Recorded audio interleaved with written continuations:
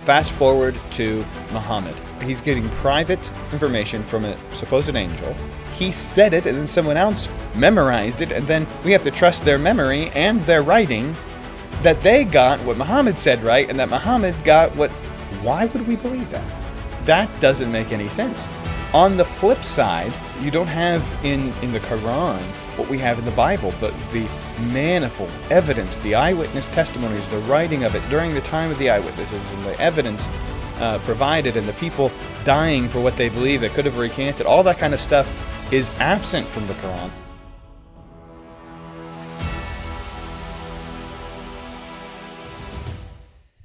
Islam versus the Bible. Is it even possible that Islam is true and that the Bible has been perverted by the people of the book over time, and that it was Muhammad who brought back the real truth as delivered to him by the angel Gabriel? Are these things that are possible? Is there a world in which we as Christians are wrong and Muslims are right? I think these are good questions to ask. And also, if we are right, how can we show Muslims that they're incorrect about this? How can we show them that it is logically impossible for what they believe to be actually true? Logically impossible. Even, we're not saying like, oh, that's miracles or whatever. We're saying it logically cannot be that this is true. I'm going to make that argument today. I'm going to give you a few claims of the Muslim faith, and I'm going to say, here's why we know for a fact those claims cannot be true.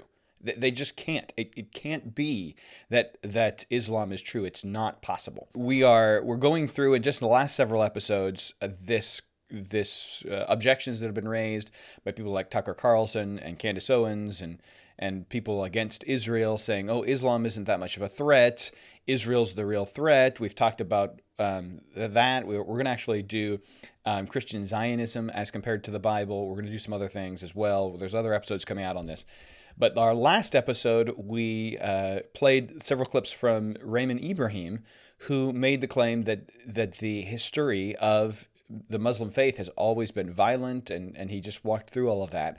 And so we talked about the sort of historical view of Islam. Now I want to talk about the biblical view. Like, theologically, does Islam work? Could it be that Islam could maybe be true? Is there any way that it could possibly be true, Islam? And some people have said, look, Islam believes in the same God as we do. And others say, no, they don't believe in the same God because they don't believe in a Trinity and all this stuff. And I think that's a little bit of a distraction when we're talking about this subject. I don't think we need to be talking about whether or not they believe in the same God.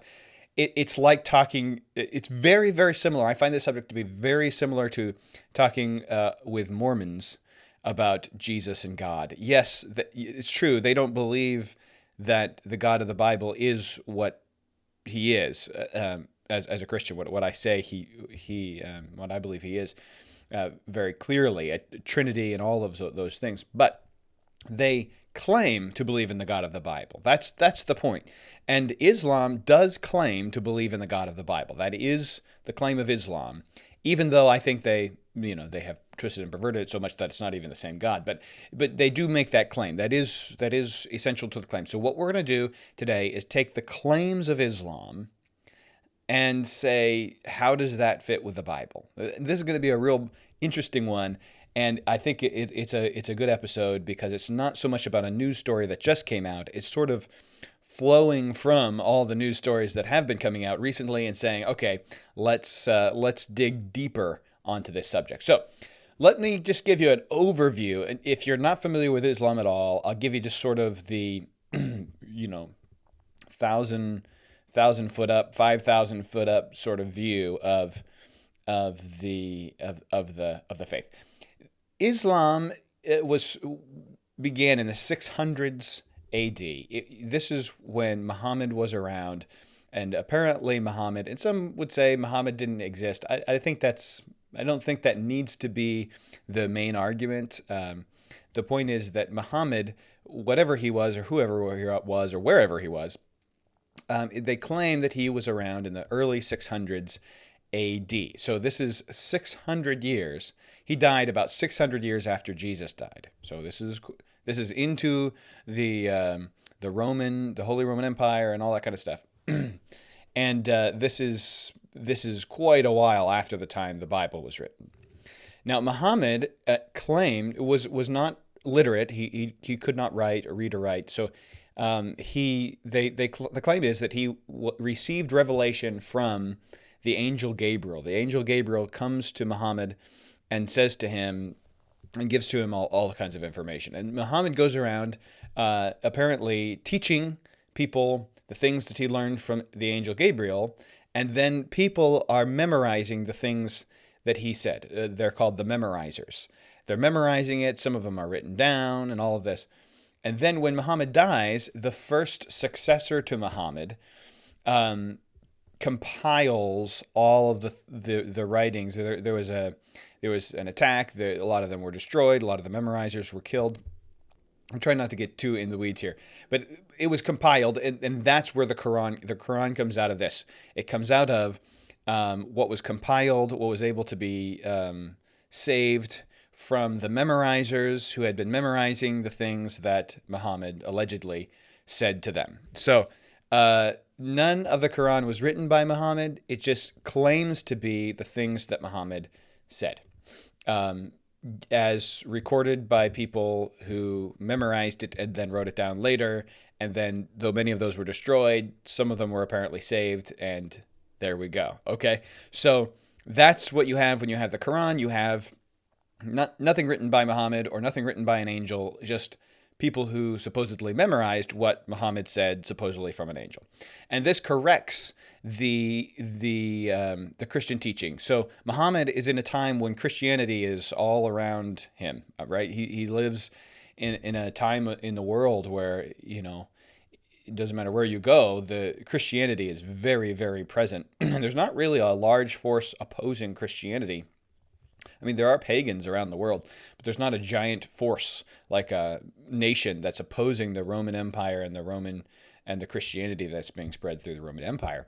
So in his time, he believes the Christianity to be incorrect, but there's no force against Christianity. And out of Muhammad's revelation that he claims is going to come the force that opposes Christianity, the Muslims and their armies and so on and so forth. So the point is that what he believes about Christianity and what is stated in the Quran about Christianity is essentially that Christianity is it's perverted the truth of God. Like, God gave original revelations, that's true. And I think if I'm understanding it correctly, they would most Muslims would generally, or the teachers would generally consider the Bible to have had a authentic source. The books of the Bible have authentic sources from God or from Allah, they would say. But they would say that the books, what's in the Bible today, you can't trust because it's been perverted by the people of the book, or the Christians. That's what they call the Christians. And so the people of the book perverted it, and Muhammad came to sort of fix that. What he believes about Jesus, what the Muslim faith believes about Jesus, is that he was a prophet, but not that he died. He did not die. His body was switched out on the cross, and he was replaced by a double. And so Jesus never died, and that's why they were able to pass around the story that he rose again. He actually never died. He did ascend into heaven, they believe. And they do believe that Jesus, he did many miracles, he was a great prophet, ascended into heaven. There was a fake death and resurrection. And then they do believe that Jesus will come back. Jesus, they do believe Jesus will come back, like Christians do. I mean, Jews don't believe that. Christians believe that. They believe that Jesus will come back, and that Jesus, when he comes back, he'll defeat a sort of antichrist-like figure, which is interesting because that's Christian theology, right? I mean, that's not like a new religion. That's like Christian religion, only you just changed it a little bit. Which is why I compare them to the Mormons. I think the comparison between Islam and the Mormon faith is remarkable, at least at its origin, and and at its similarity to Christianity and Judaism. So they believe that the Old Testament, again, they believe the books have been perverted, but they do believe the general concepts of the Old Testament, that God gave the land of Canaan to Israel, and that was their place, and to Ishmael he gave Arabia and all this stuff. But they also believe that Abraham, after Ishmael was sort of cast away from the family, because Isaac was there and there were problems between Ishmael and Isaac, that Abraham went to visit Ishmael as an older child or a young man, and with him, Abraham and Ishmael either built or purified or sanctified the rock in Mecca, where the Kaaba in Mecca.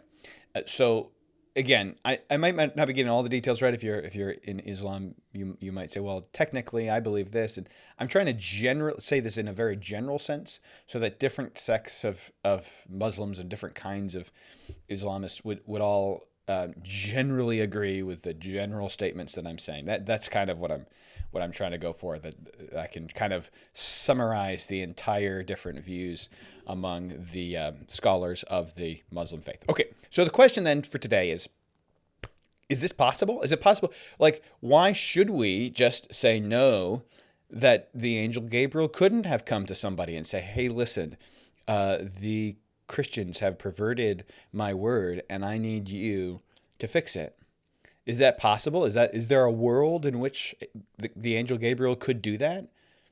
So you see, because a lot of people think that we believe what we believe as Christians. We believe what we believe because we just believe it. We're told to believe it, and so we believe it, and by faith we just believe it. It's a blind faith. If that's true, then what's wrong with having blind faith in Muhammad?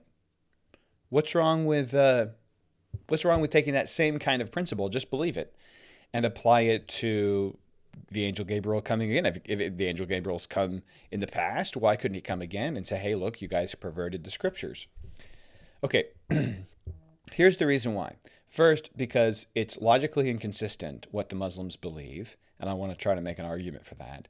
And two, because it actually has no evidential basis. And we, as Christians, are not called to believe things without evidence. And I want to make a case for that as well. So let me make the case for both of those things, that what the Muslims believe is logically inconsistent with just reality. It's not like saying, oh, well, the resurrection is inconsistent with reality. No, that's a miracle. Like, we believe that if there's a creator God who created the universe, there certainly is, that God certainly would have the power to resurrect a person, right? So that's not logically inconsistent. Logically inconsistent would be saying there's such a thing as a square circle. It just couldn't be. That's just not possibly logically consistent. That's what I'm saying that Islam is, and let me try to make a case for that. I know I've been sort of building up to this for too long, so let's just jump right in. Okay, first, now Muhammad descended from Ishmael. That's biblically based, as far as that's probably a true thing. If Muhammad was real, and I think he probably was, or at least there was a person named Muhammad, all the claims about him say that he was a descendant of Ishmael, which was a son of Abraham. And so he was the first son of Abraham, but he was cast off not to receive the inheritance of the land of Canaan that was given to Isaac. But Ishmael was the first son born from Abraham and Hagar, not Abraham and Sarah. So that's true. That's probably true that Muhammad was an Ishmaelite. He's from Arabia, as far as we know, or at least that's the claim about him. Okay, so Abraham helped Ishmael build or purify or sanctify the Kaaba in Mecca. That seems like a really unlikely thing, because what the Muslims will admit from the book of Genesis about the life of Abraham doesn't leave a whole lot of time for him to go to Arabia. I suppose it's possible. There's just no good reason to think that he went to Arabia. You say, well, there's no good reason to think that he did anything.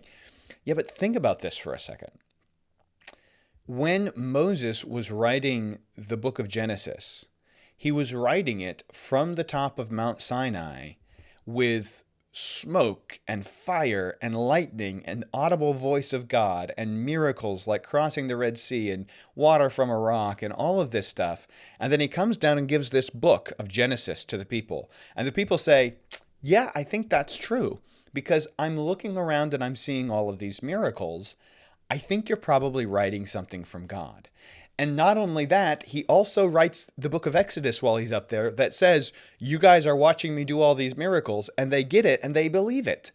The fact that the Jewish people believed the writing of Moses meant that he really was doing miracles, or else they'd be saying, what are you talking about, water from a rock? That never happened. You are making this up, Moses, and they wouldn't have followed him. Okay, so when he comes down and brings the book of Exodus and gives it to the people see it and say, yeah, that definitely happened. That means it definitely happened because they're the eyewitnesses of it happening. The fact that we have the book of Exodus today, that it was copied and written down, means they actually did see it because it was written by a person who was there and written to the eyewitnesses of his claims. Right? So the book of Exodus proves that Moses was doing miracles when he was writing these books, okay? And he was associated with the obvious revelation of God.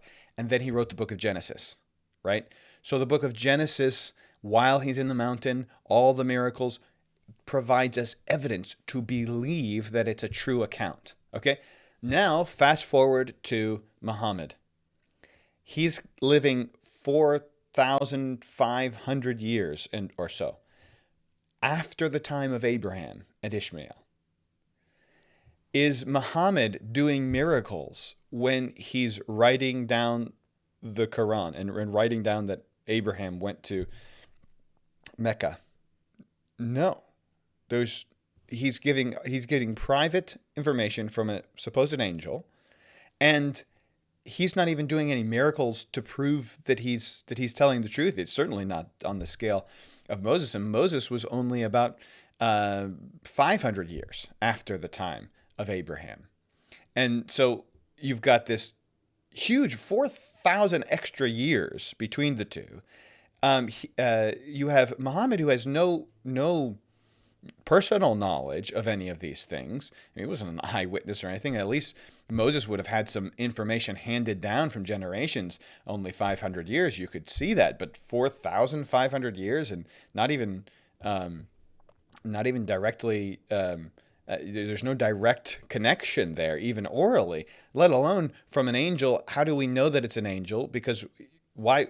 You're getting this private information from an angel. And by the way, Muhammad didn't even write it down. He said it, and then someone else memorized it, and then we have to trust their memory and their writing that they got what Muhammad said right, and that Muhammad got what. You see that there's no evidential miracles to prove these things. And it's so far after the thing that happened, you would require miracles, right? So Moses can write about things that happened before his time because he's doing miracles to prove that what he's writing is from God. But otherwise, we would want Moses to be writing about the things he saw, eyewitness accounts, like Matthew, who wrote about the things he saw, or John, who wrote about the things he saw, Luke, who wrote about the things the apostles saw. He's collecting eyewitness testimony. When Moses is writing the book of Genesis, he's able to do that, write about things that happened before, and we could accept it as true because he's doing miracles to prove he knows that he's actually getting it from God. There's undeniable miracles that he's doing. This is not happening for Muhammad. So then to switch up and say, well, Abraham went to Mecca, why would we believe that? There's no good reason to believe that. And I'm going to show you that this is logically inconsistent. So let's go to the next claim. The next claim that Jesus didn't die on the cross, a substitute, sort of a body double, died in his place. This is just logically inconsistent. This is where you have the logical impossibility of the beliefs of Islam, which I'm not really sure why this is important to them. I suppose because if Jesus died and rose from the dead, that kind of reinforces the idea that he's God or something. If I was a Muslim, I would say, man, I don't know why we make such a big deal about Jesus not being the one who died and rose from the dead. I don't know why we make such a big deal about that, because it seems to me that most of the other things you believe could still fit with that. But they do believe that. They make a big deal about it. And so Look, this is logically inconsistent. Okay, it's really kind of insane, actually. Think about it. Okay, think about it from the perspective of a historian, right? The disciples were the ones who wrote down the Gospels. So the fact that anybody was crucified, you only know because of the disciples. And the disciples were the ones who wrote that Jesus was crucified. Okay, the disciples believed that Jesus had been dead and rose from the dead. We know that they believed that, right? They wrote about how they thought he was dead. They went to the tomb. They even the text where we learn that Christ died is the one where we learn that it was actually him who died. Like in the book of John, John is saying, I'm at the foot of the cross and I'm looking up at Jesus, and Jesus is telling me to take care of his mother. I mean, this is the text that you're saying. You don't even know anything about Jesus except from these texts. And you're saying that these texts are right where I want them to be right and are wrong where I want them to be wrong. But that's like logically inconsistent, because here's the reason. Number one, the Romans weren't that stupid, okay? The Romans knew how to identify a person. I mean, this had to be a perfect double of Jesus. And it had to be a really well thought out scheme and plan to fool the Romans into crucifying the wrong guy, to fool the Pharisees who had spent lots of time with Jesus and arguing and debating with him. And now you're going to fool them into thinking that guy's Jesus, not this one. No way is that going to happen. No way. But not only that, that's just an unlikelihood. It's logically inconsistent because we know that the apostles were writing true things when they were writing it down, when they were writing down the story of the resurrection. We know that because they would never write it like that if they were lying. They would never lie and say that women were the first people to find the tomb empty, because women weren't considered credible eyewitnesses in their time. In the first century, you wouldn't lie like that. You would make up a lie. If you're making up a lie, you'd say, well, the men were the first ones to find the tomb. There's no way they were lying about that. The apostles would have, if the apostles put out a double and then Jesus never died, they'd know, but they weren't lying when they said the women went to the tomb and found it empty. Okay?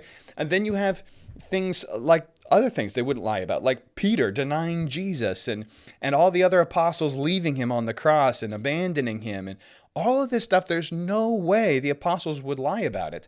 Why would they want to make up lies that make them look bad? That doesn't make any sense. It's logically inconsistent. And then you also have the fact that all of the apostles, with maybe a couple exceptions, like John, who they tried to put him to death and he didn't actually die, and maybe a few others that we don't know for sure if they were put to death, but almost all the apostles, if not all of them, and certainly a large number of Christians who were eyewitnesses of the resurrection, of the resurrected Jesus, were all put to death for their belief in Jesus. They could have gotten out of death, they could have escaped being put to death if they had just recanted, and they wouldn't do that. Why? I mean, if Jesus was alive the whole time and he didn't die and rise from the dead, then all they had to do was say that, and they'd get out. They believed it. They gained no power. They gained no money. They actually lost a lot of friends and family and money and all kinds of things for this claim, and they ended up losing their lives. They had no incentive to lie, and yet you're telling me they lied? That makes zero sense historically. It's logically inconsistent. And not only did they lie, but they only lied about the part that you don't want to believe. That doesn't make any sense. On the flip side, you don't have Muhammad writing in the same style. He didn't write at all. But you don't have in the Quran what we have in the Bible, the manifold evidence, the eyewitness testimonies, the writing of it during the time of the eyewitnesses, and the evidence provided, and the people dying for what they believe that could have recanted. All that kind of stuff is absent from the Quran, that kind of evidence. And yet we're going to believe the Quran to correct the Bible. But here's what the Muslims will say. Hang on.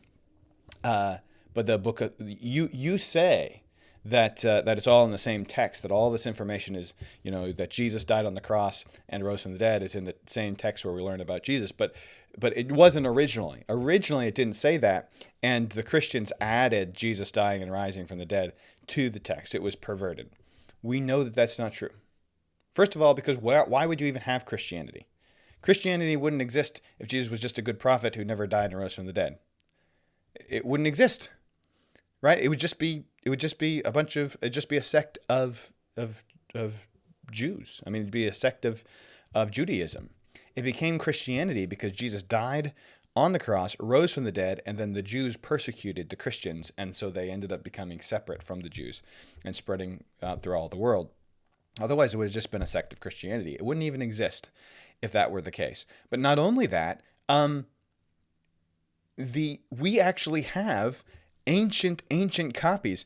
I mean, here's Muhammad in the 600s A.D., and we have copies of the book of John, little fragments of the book of John that go all the way back to right after John died in the early 100s A.D.